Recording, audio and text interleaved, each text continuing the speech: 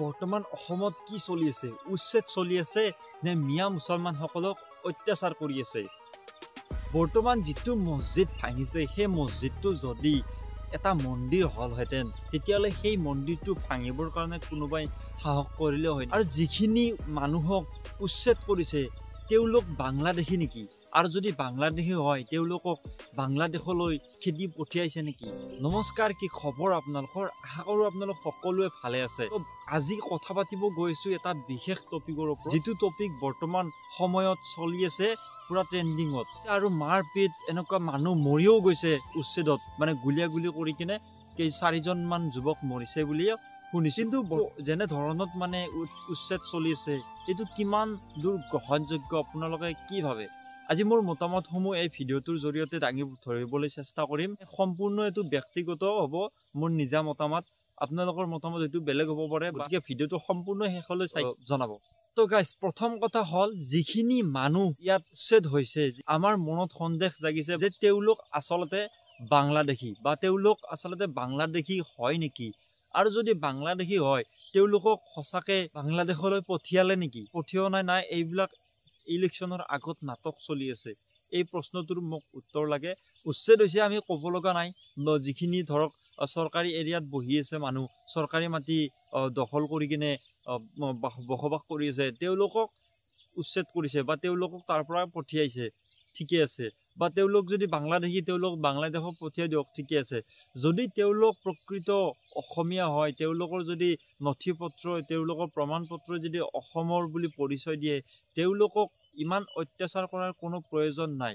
তেওঁলোক যদি বেলেগ মাটিত বসবাস কৰিছে তেওঁলোকক সময় দিয়া হওক, সময় দি ধুনীয়াকৈ চিফ্ট হওক, তেওঁলোকে য'তে তেওঁলোকৰ জাগা আছে বা য'ৰ পৰা তেওঁলোকে আহিছে, য'ত তেওঁৰ ঘৰ অৰিজিনেল, সেই জাগাত নিজে নিজে গুচি যাব সময় দিলে।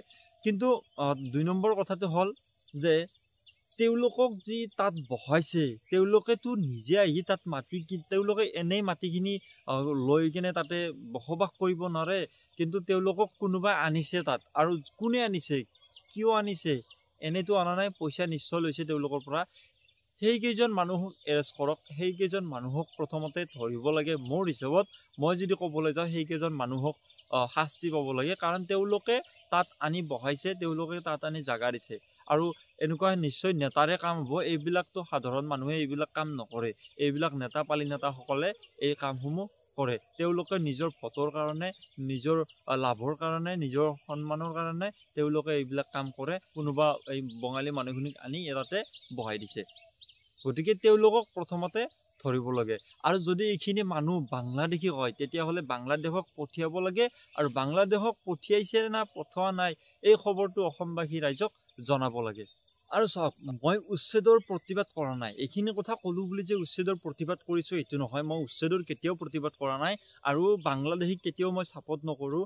যদি অসমত বাংলাদেশী আছে খেদিব লাগে, খেদিব লাগে। আৰু খেদি মানে অসমবাসী ৰাইজকো জনাই দিব লাগে যে বাংলাদেশী আছিল, এওঁলোকৰ প্ৰমাণ পত্ৰ দেখাই দিব লাগে যে বাংলাদেশী প্ৰমাণ হৈছে, গতিকে তেওঁলোকক আমি খেদিছোঁ।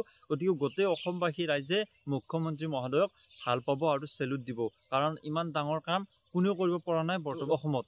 গতিকে মই ক'ব গৈছোঁ কি, যদি আমাৰ প্ৰকৃত অসমীয়া মানুহ যদি প্ৰমাণ পত্ৰ অসমীয়া বুলি পৰিচয় দিয়ে, প্ৰমাণ পত্ৰ যদি আমাৰ অসমৰ মানুহ বুলি স্বীকৃতি দিয়ে, তেতিয়াহ'লে তেওঁলোকক মই ক'বলৈ গ'লে, মোৰ ভাষাত ক'ব গ'লে মানে অত্যাচাৰ কৰাটো বেয়া কথা হৈছে। তেওঁলোকক অত্যাচাৰ কৰা হৈছে এইবিলাক। আৰু তেওঁলোকক অত্যাচাৰ নকৰি তেওঁলোকক যদি সময় দিয়া হয়, যেনেকৈ অলপতে আমি এটা ভিডিঅ' ভাইৰেল হৈছিল যে গুঞ্জুন চেতিয়া বুলি এটা ছোৱালী, তেওঁলোকৰ মাটি বা তেওঁলোকৰ ঘৰৰ মানে উচ্ছেদ হৈছে, তেওঁলোকে কিন্তু টাইম বিচাৰিছিল, তেওঁলোকে টাইম খুজিছিল যে এইখিনি আমাক সময় দিয়ক, আমি এসপ্তাহৰ ভিতৰত বা টাইম এটা লৈছিল, এই টাইমৰ ভিতৰত তেওঁলোকে উঠাই দিব বুলি কৈছিল। কিন্তু পুলিচ প্ৰশাসনে সেই কথাখিনি নুশুনিলে বা তেওঁলোকক টাইমটো নিদিলে, আৰু নিদিয়াৰ ফলত সেই তেওঁলোকৰ যি বস্তু আছিলে চব মানে উচ্ছেদ কৰি বা ভাঙি চিঙি থান কৰি দিছে। আৰু সেই ভিডিঅ'টো আমি ফেচবুকৰ জৰিয়তে দেখা পাইছোঁ। গতিকে মোৰ মতে সেনেকুৱা কাম হ'ব নালাগে। কোনোবা যদি টাইম বিচাৰিছে তেওঁক টাইম দিয়াটো জৰুৰী, বা তেওঁক টাইমটো আমি দিব লাগে। আৰু উচ্ছেদ কৰিব যায় গুলিয়াগুলি কৰিব নালাগে, মাৰপিট কৰিব নালাগে। আৰু যিখিনি সাধাৰণ জনতা আছে বা যিখিনি উচ্ছেদ হোৱা মানুহ আছে, তেওঁলোকৰ যদি চৰকাৰী এৰিয়াত বহি আছে, তেওঁলোকক যদি টাইম দিয়া হৈছে, তেওঁলোকে কাজিয়া কৰিব যায় একো লাভ নাই। পুলিচ প্ৰশাসনক সহায় কৰিব লাগে বঢ়িয়াকৈ, মানে তেওঁলোকৰ লগত ছাপৰ্ট কৰি তেওঁলোক তাৰ পৰা গুচি যাব লাগে। কিন্তু তাত কাজিয়া পেচাল কৰিব লাভ নাই। আৰু যদি তাতে পুলিচ প্ৰশাসনক গুলিয়াগুলি কৰি মানুহক মাৰি একো লাভ নাই, কাৰণ তেওঁলোক আমাৰ অসমৰে মানুহ। আৰু যদি অসমৰ মানুহ নহয়, তেতিয়াওতো তেওঁলোকক খেদি পঠিয়াওক, আমাৰ ক'বলৈ একো নাই। তাত লাগিলে বম ফুটাই উৰাই দিয়ক গোটেই, ক'ব লগা একো নাই। কিয়নো বেলেগ মানুহ আহি আমাৰ অসমত কিয় বসবাস কৰিব, আমাৰ ক'ব লগা একো নাই। কিন্তু বৰ্তমান যিটো কাজিয়া হৈ আছে বা উচ্ছেদ কৰিব যায় মাৰপিট, শিল দলিয়াদলি, গুলি কৰা কৰি, এইবিলাক হ'ব নালাগে মই ক'বলৈ গ'লে। আপোনালোকে কি কয় আপোনালোকে কমেণ্ট কৰি জনাব। আৰু গাইজ, যিটো মছজিদ ইমান পুৰণীয়া মছজিদ বুলি তেওঁলোক মানে গাঁৱৰ মানুহখিনিয়ে কৈছে যে ইমান পুৰণীয়া, বহুত পুৰণীয়া মছজিদ এইটো, আৰু ইমান ডাঙৰকৈ ইমান ধুনীয়াকৈ বনোৱা আছিল। সেই মছজিদটো আচলতে কিয় ভাঙিব লাগে? সেই মছজিদটোৰ ঠাইত যদি এটা মন্দিৰ হ'লহেঁতেন, হিমন্ত বিশ্ব শৰ্মাই ভাঙিব দিলে হয় নেকি? নিশ্চয় নিদিলে হয়। কাৰণ মই মানি লৈছোঁ, লাগিলে চৰকাৰী মাটিত আছে বা নাই সেইটো মই নাজানো, যিহেতু উচ্ছেদ কৰিছে মই চৰকাৰী মাটিত থকা বুলিয়েই মই মানি ল'লোঁ। যদি চৰকাৰী মাটিটো আছিলে, মছজিদ হ'লে যে হিন্দুসকলে ভাঙিব লাগিব সেনেকুৱা কথা নহয়। সেইটো ধৰ্মীয় বস্তু, সেইটো ধৰ্মীয় বস্তু এটা চৰকাৰী এৰিয়াত থাকক বা নিজৰ মাটিতে থাকক, সেইটো কোনো ক'ব লগা নাই। মই যদি ক'বলৈ যাওঁ, সেইটো যদি নাভাঙিলে হয়, আমাৰ মুছলমান মানুহখিনিয়ে তেওঁক বহুত বেছি ভাল পালে হয়। আৰু এই কাৰণত বহুত বেছি বেয়া পাইছে, কাৰণ মছজিদটো আচলতে তেওঁলোকে বান্ধিছে, তাত ধৰ বহুত মানুহ আছিলে, কিমান বছৰ, বহুত বছৰ পুৰণি বুলি মই মানে ভিডিঅ' পাইছোঁ। তেওঁৰ গাঁৱৰ বাসিন্দাসকলে ভিডিঅ' দিছে, বহুত পুৰণীয়া মছজিদ এইটো।